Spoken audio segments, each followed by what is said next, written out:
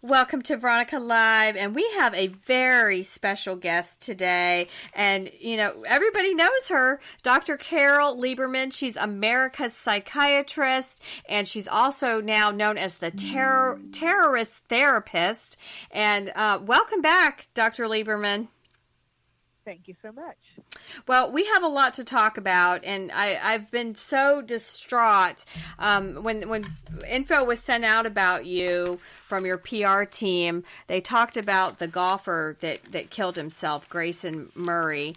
And, I have someone in my life that I thought was very successful man, and everything was growing well. He had a family, 3 children, and then one day killed himself. And I can't come to terms with this because, once you commit suicide, there's no coming back. And I know I was looking at the stats today, and I'm sure you know them all. What causes somebody, especially this golfer, Grayson Murray, that, he's 30 years old, had a fiance, was doing great in the PGA.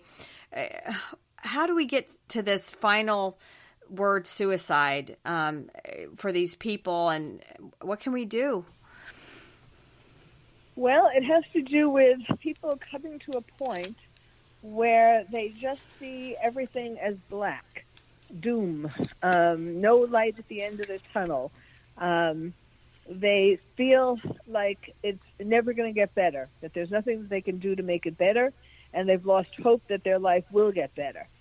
And, yes, I know. You can look at people, like Grayson Murray, but lots of different people who commit suicide, and you look at them and you think they're a lot. If they could commit suicide, how could that be? Like, they looked like their life was so perfect. They had lots of money, and they had a beautiful family, and all of this. What more could they have wanted? What could have been bad with that? And why couldn't they have hung on for a little while longer to try to fix whatever it was?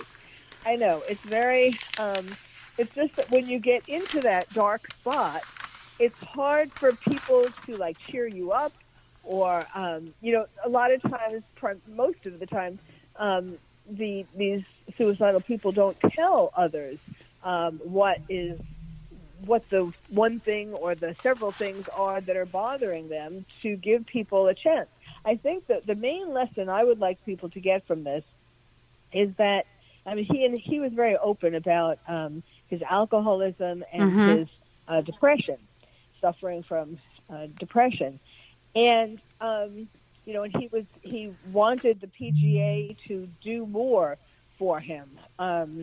He thought that they should have helped more. And, the thing is that there is help. First of all, I don't know that the PGA necessarily, I don't know what their, arrangements are with the players. And yes, of course, it would have been nice if they would have done something. I'm not sure what, but really he should have been going to a psychiatrist. These things, alcoholism and depression, can be cured. A lot of people, however, think that the cure is a medication, just get a prescription for an antidepressant or for some other medication and they'll be cured. And that is not what you can't, no prescription will cure anybody from whatever it is that they have. Depression, alcoholism, bipolar, anything, whatever is bothering them. You can't just get a prescription and think that you're going to be fine. You need therapy. You need intensive psychotherapy. Well, that's the thing is the stats are out of 100,000 people, 14 will kill themselves. And then I'm retired military, and, our suicide rate's 22 per day, and people get in this black hole. And I think today, Dr. Lieberman, and this is your world, they're pushing pills, because everybody I know, I am not on this, but they're on Xanax and Zoloft. They go to the doctor, and that's what they immediately, oh, you have anxiety? Here, take this pill. And part two is not going to see someone like you that's a trained psychiatrist. So I think we're missing a piece of the puzzle. TV advertisements also, all these TV advertisements for depression pills, Right. Yes, there is a problem. Houston, we have a problem. The problem is twofold. first of all, a lot of primary care doctors, family care doctors, are the first ones, like that they're on the first stop. And yes. they're not trained in, psychiatrists, after medical school, psychiatrists go to, some go to an internship, like I did, a straight medical internship, and then you have to go through 3 years of a psychiatry residency. Now, if you didn't need those 3 years, because you could practice as a doctor, as a family doctor, without going to any residency. So if there wasn't something that you had to learn that took 3 years, psychiatrists wouldn't be forced to do that. So clearly there is something that psychiatrists learn in those 3 years of residency, and plus, you can go on to more, but at least those 3 years of residencies that family doctors don't have a clue about. All they know is the drug salesmen who come to their offices and try to talk them into getting these drugs. So, they want to keep their patients, or they want to be helpful to their patients. I'll give them the benefit of the doubt. And if they wanted really to be helpful, though, they would refer them to a psychiatrist.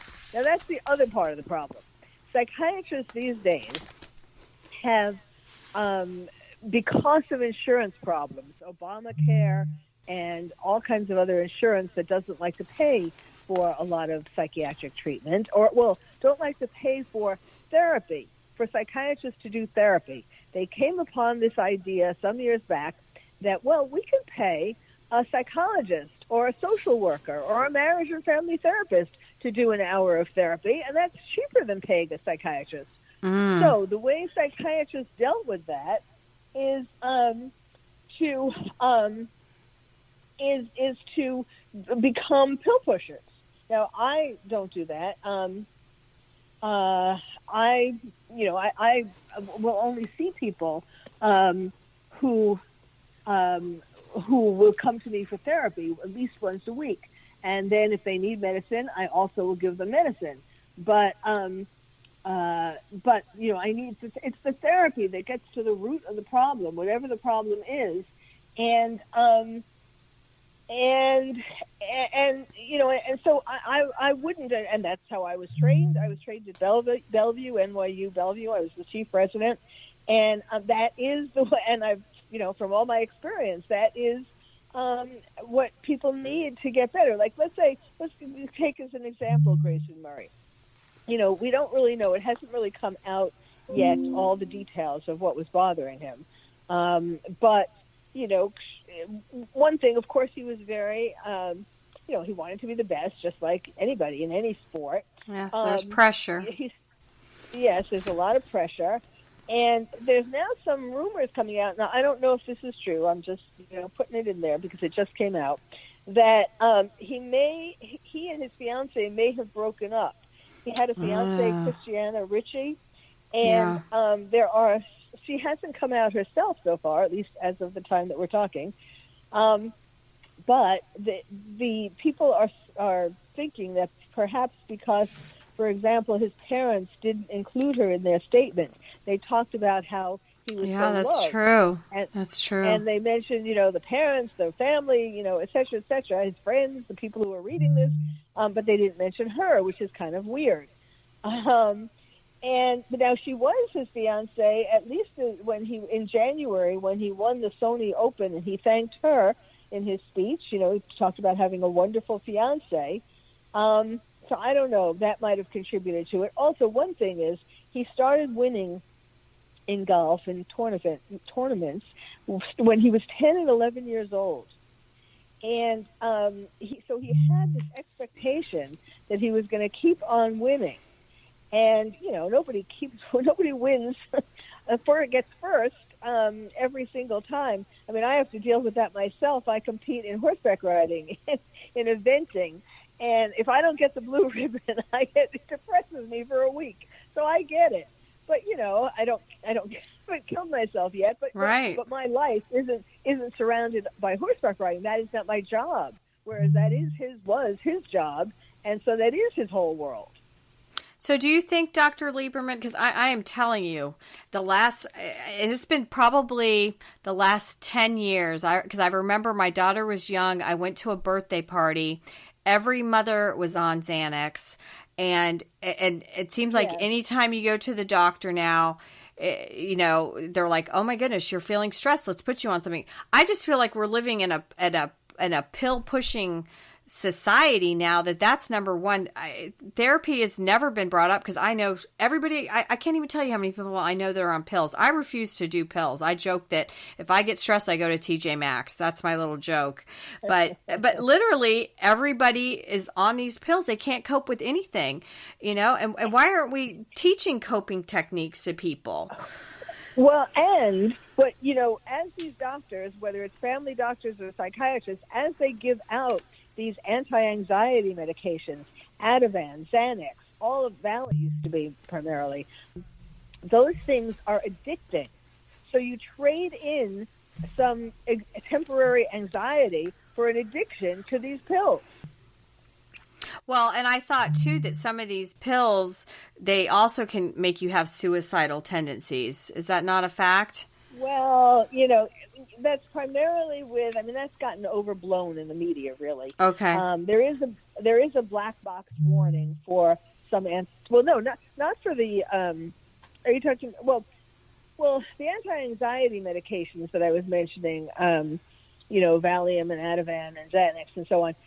They can, in combination, or like, for example, if people drink, which was also and a lot of these people are drinking, I will say, on these meds, for sure. And so that can interact with the pill and have, and end up causing a death. Not necessarily.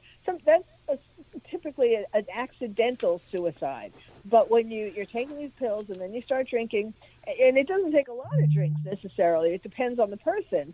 But then it can happen because of the reaction in your body, and it can also happen because when you're combining that, you're sort of not thinking right. And so then these ideas of suicide, seem more tempting. Mm. Well, when I was researching for you to come on, there were several things that they said have played with this. I guess over the years now, we have more suicides. And one of them, which I think is probably true, is social media exposure, because we're all trying to look like Kim Kardashian. And then if you get bullied, we've had a lot of people bullied and then they take their life. And then one of the points I read too was we have more access to opioids. You can go into your medicine cabinet, and if you had your wisdom teeth pulled out, you've got 10 in there that you didn't take. So and then right now we have tough economic times. So are these some of the players that you can validate these things I've said that are online about it? Absolutely. People who get so caught up in social media instead of really living their life outside. I mean, you kind of, people who keep posting and posting, and you think, well, hello, I mean, that's very nice that you did that, or you look like this, but why are you're so dependent upon the likes from social media? Why aren't you out there living your life? You're spending your whole life on social media trying to say you're having a great life. Well, really, when do you have the time to have a great life? so true. Dr. Lieberman, there's been a number of well-known athletes, Simone Biles, Naomi Osaka, Michael Phelps, that have come out and said, they've had mental health issues and taken a break and stepped back and stuff. Is that helpful, or do you think there's still this shade that goes over that they're just weak, they're just not up to being, the competitor that they need to be?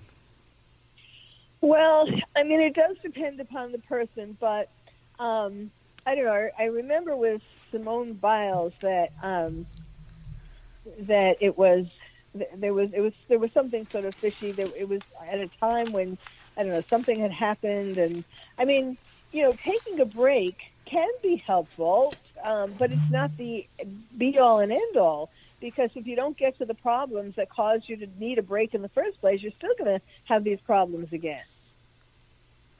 Well, I don't.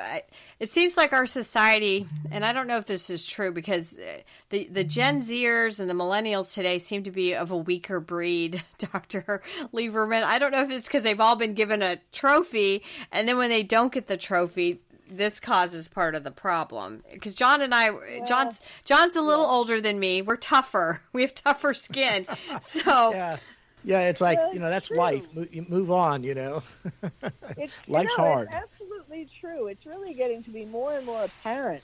Like, for example, and I have an explanation for that. You mentioned I'm the terrorist therapist. I've been doing that. Yeah, I want to talk about that. Helping people cope with terrorism and so on.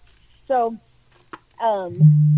when people, when I think the explanation, there an explanation, is that when people grew up in the shadow of 9/11, either if they were a certain age when 9/11 happened, or they weren't born yet, but then they became children.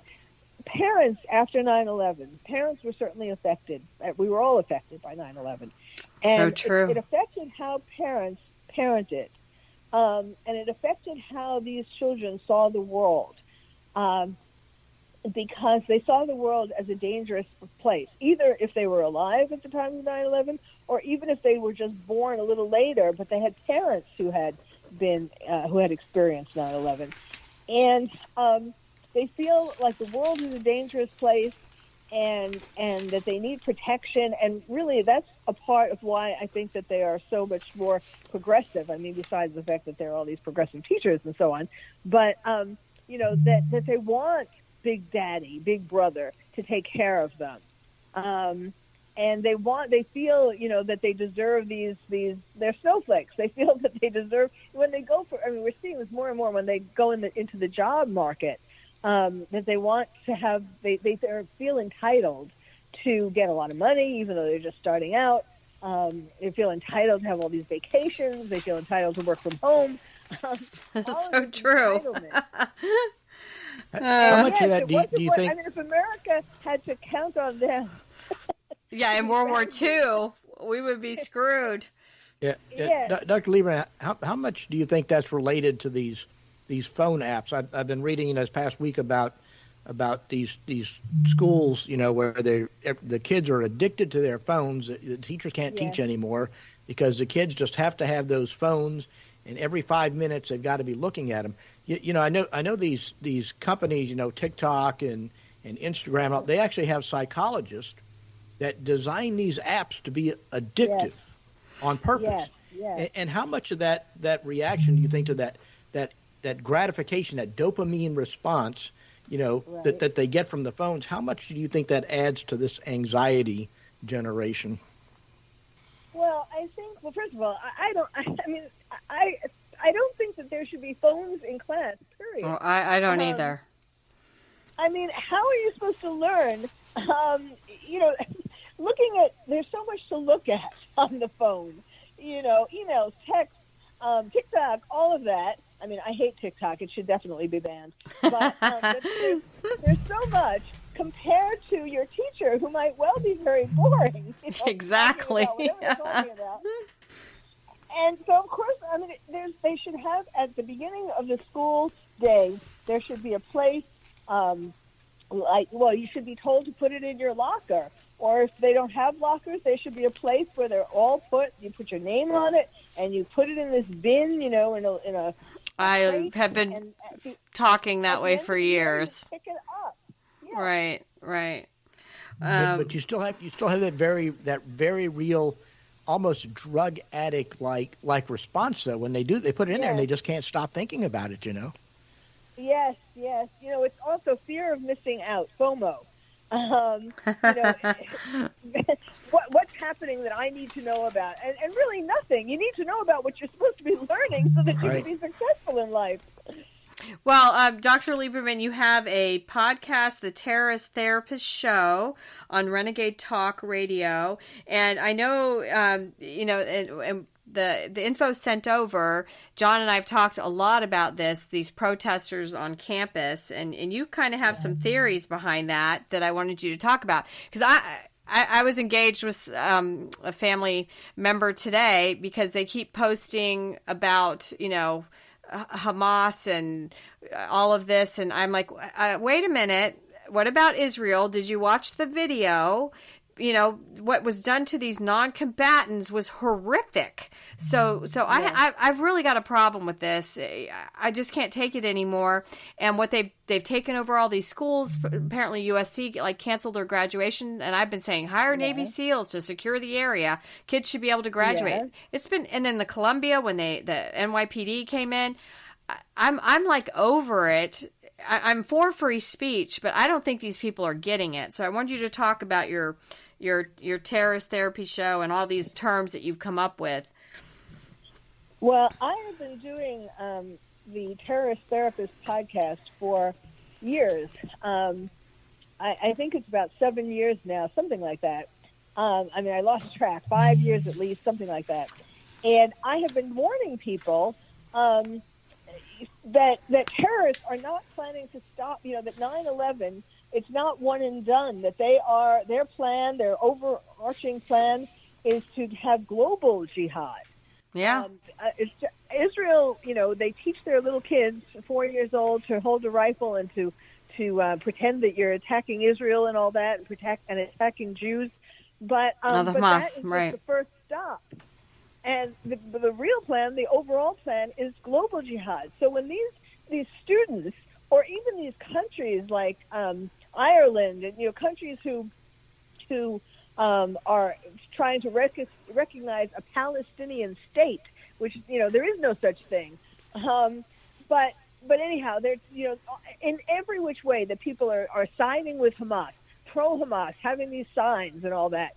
And they haven't watched the damn video. I've only seen a couple clips, and I could barely watch what I saw. And I'm scarred from the few things I saw, and it's not that much.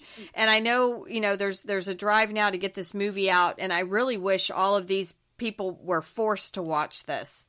Yes. But they are so ignorant, and they are so anti-Semitic, but they don't realize that if a terrorist, if a Hamas or any other kind of terrorist would come to their protest, and they would plan to attack them. The only people they attack all non-believers. That is, all people who don't believe in radical Islam. So that means Christians. That means any other religion. It's not just Jews. And so these kids would be killed for the most part, unless there are actually some who do believe in radical Islam. Who are amongst the protesters. But it's just absurd. And do you feel like these colleges? I think they've done a terrible job at handling this. When they took over that Columbia building, I'm like, this is out of control. Yes, and it's not free speech. That's the thing that they're all saying. Like the college presidents try to hide behind, we don't want to be against free speech. Free speech, that's not what they're doing. Free speech, the First Amendment doesn't permit speech that incites violence towards a particular person or persons of a certain race or religion, or you're not supposed, just like when you yell fire in a theater, that is not free speech. You are not allowed to do that, because you put people in danger. Same thing with what they've been doing at these protests. And UCLA, I think that's the worst. There was Harvard and Columbia. Yeah. And UCLA is really even worse. And after my residency, when I moved to California, I went to UCLA. I had a fellowship from the National Institute of Mental Health to study, to get a master's degree in public health. And I also have been on the faculty as an assistant clinical professor for 20 years. I stopped more recently because I'm busy doing other things, but I donated 20 years of my life, and it is just so disappointing. That doesn't really say it. It's just shocking and disappointing where they are going. The medical school has totally turned, in this direction. And in fact, I have heard that they're not even admitting Jewish students. Oh my gosh. It's outrageous. That is outrageous. They have gone over the top. And yes, there is no excuse for the presidents, and there was one good thing though today, one good piece of news. I tweeted about it. I wrote, "Thank you, Senator Fetterman." Oh yes, for ripping off your Harvard hood at your yeshiva commencement address. Glad to see you've recovered enough to know their anti-Semitism is wrong and to have the courage to stand up for what's right. Fetterman is role model others should follow. I might be falling in love with him and his senator hoodie because I saw that, and he gets it. He gets it. We'll talk about. That was another case where he took he had to take he was depressed and had to take for weeks. Break, Yeah. Yes, right. I know, and I have to confess that I was one of the people. Skeptical? I was. Well, yes. Well, before this, early on when he was not really recovered. No, it was awful. But he went back to work. Right. I would talk about Biden and Fetterman and who else? Nancy Pelosi and Dianne Feinstein. And I said that they were the fearsome four or the something or other four. But starts with an and that they should all retire. And so I eat my words with how he has. Yes, I'm starting to fall in love with him, and then with Bill Maher starting to make sense. So, it's shocking. So tell us about terrorist. Wait, John. Terrorist and envy, and then I hate to say this, penis envy. How do those? I can't even say that word without blushing, Doctor. Yes, that was one of my podcasts. Terrorist envy, and I described it as being akin to Freud's penis envy, in the sense that the penis represents, it's a phallic symbol and it represents power, and the terrorists represent power, and that is why some of these protesters, they really desire the power that the Hamas has. I mean, of course, the horrible power, the barbarism that they exhibited on October 7th and all that. But they're powerful, so they want to be powerful too. So they have terrorist envy. That's hysterical. Dr. Lieberman, one of our earlier stories we were discussing was the unhinged Robert De Niro presentation in front of the court. I'm just curious, I've always, my opinion is, liberalism is a mental illness. Yeah. Where does Trump derangement syndrome fit into your world? Yet? Well, it's not in the Diagnostic and Statistical Manual, but it should be, because more and more people are suffering from it. Or actually, I shouldn't say that more and more people. I mean, a lot of people are suffering from it, but not necessarily more and more. There are actually more and more people coming over to Trump's side and realizing, that his vision for America is the best one, and we can't keep being in danger with more years of Biden. But Trump derangement syndrome is where Trump gets those people who have Trump derangement syndrome so upset that they that they do like what Robert De Niro did. That they are just out of control. And talking about penises, BDS, big dick syndrome. Trump has that. And that is what gets some people who might well have little penises.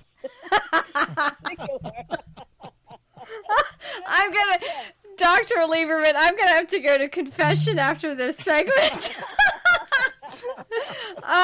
Okay, well, back to, I'm totally fluorescent red now, but I wanted to ask you, because back to suicide, because I mean, I'm still, this suicide was several years ago, and it still impacts me, because it's so shocking it shocks you to the core when you don't see that this, you don't see it coming.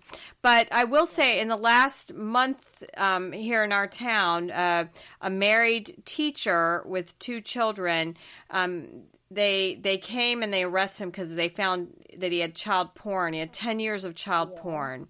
And then we had another man got out of prison, ended up at his parents' house in his 40s. The cops came to arrest him.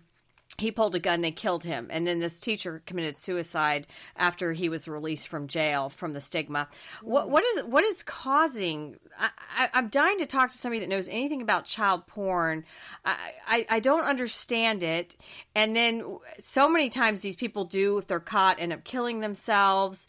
Or and I've seen a few, somebody killed himself a few years ago and left a letter saying that how he had been molested as a child. Is that all tied together that causes these people to get into this stuff? Well, some of the people who are into child porn have been molested. I mean, it makes me think of a case that I had as an expert witness, where it was a young man, 17 years old, and he was found with, some countless number of child porn videos on his phone. Mm-hmm. And I don't remember how they discovered that, but in any case, he was, being criminally charged. And I was part of his defense. And what I found was that he had been, when he was little, he had been made to take a bath with another little boy.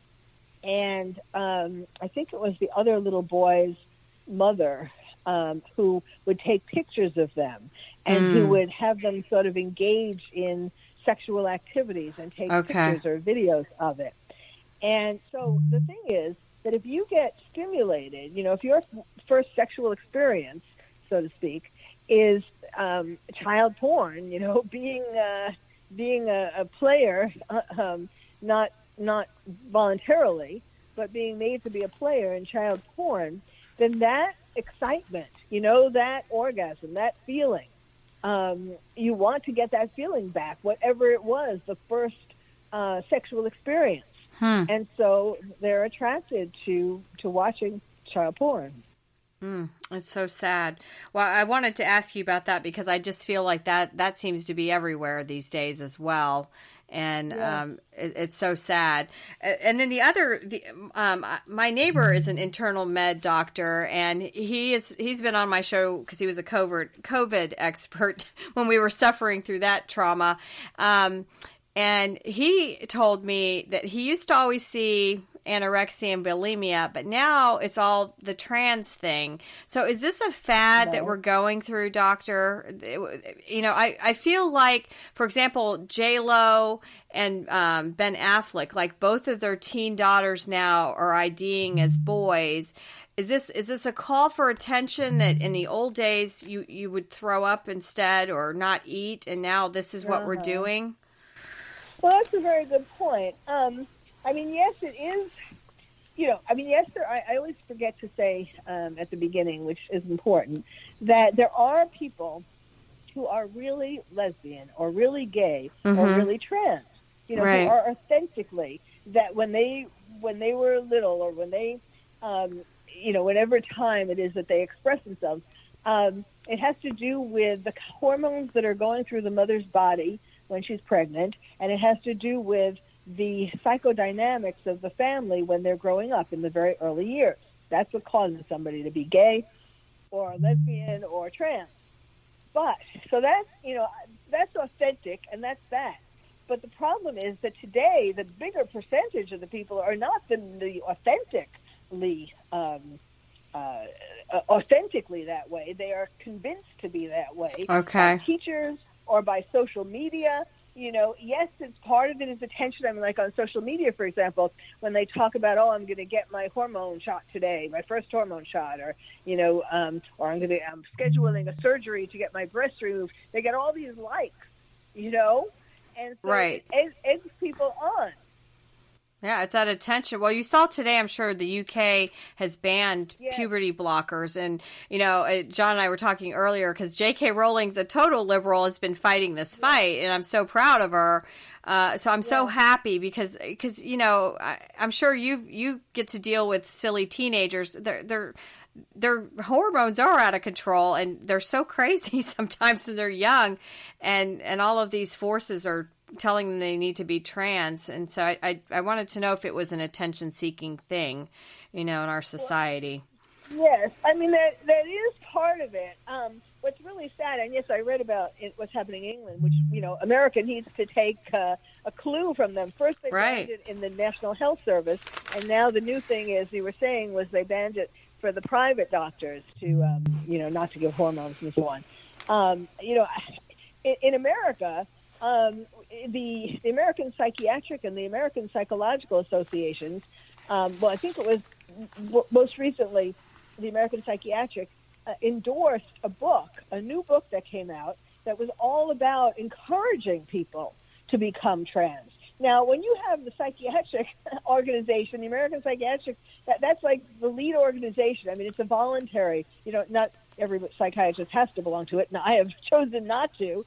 After a while, when I went to one of the annual conferences and saw that psychiatrists who were giving lectures on certain drugs were paid for by these drug manufacturers, that turned me off. Right. But in any case, we shouldn't be having, all seems lost if psychiatrists don't even realize that this is bad. I mean, I'm not saying, certainly not all psychiatrists don't realize. I mean, a lot of psychiatrists do realize. And in fact, there was a petition that I signed and had a lot of signatures on it from mental health professionals to the APA saying that we disagree with, your endorsement of this book. Well, that's so frustrating to me because it seems like they are pushing it. Well, what are we missing? You've talked about all of these things that are so important to, that are in the world every day. And sadly, suicide, hopefully people can reach out. There's so many 800 numbers and can get the care, Dr. Lieberman. But I think they're just getting prescriptions at this point in our society. So we need you being that cheerleader to tell people to come, see you. Yes. The number to call in New York, right? Right. No, parents need to be very, very much aware. I mean, everybody needs to be aware that, people, see, the thing is, to get a prescription, it's kind of a collusion between some people and some psychiatrists, the pill pusher psychiatrists, to go along with this idea that all you need is a pill, because it's harder to do therapy than to just take a pill. You have to cry, you have to live through your childhood experiences that just made you the way you are, in good ways and bad ways. And so yes, it's but at the same time, each time you go and you talk about these things, it takes a little more pressure, a little more sadness off of you. But it takes more time than just popping a pill. Very true. And then what are your thoughts? Because it seems like now even Michael Phelps has pushed it that it's a little maybe easier to get psychological care because you can Zoom your doctor. Are you okay with that method? Yes. Yes. I've since the pandemic, I have been doing a lot of that Zooming with patients. But to the extent, I'm fine with Zooming, but I'm not fine with these apps, that people have.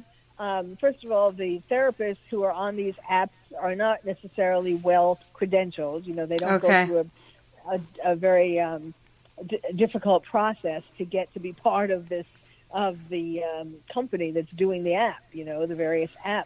Because they want more therapists on their app to make more money for the company. So they're not necessarily well credentialed. But and plus, in a lot of these places, you get different therapists each time that you go back to the app. Okay. So that's kind of iffy. But dealing with one therapist who you have two credentials you have checked out, that's fine. Well, I can't thank you enough for coming on, and hopefully if people do get into that dark space, they'll reach out and find America's Psychiatrist and the Terrorist Therapist. You have so many titles, Dr. Lieberman. What a joy having you on today, and love to have you back. And thanks for joining Veronica Live. You're very welcome. It was my pleasure. Thank you.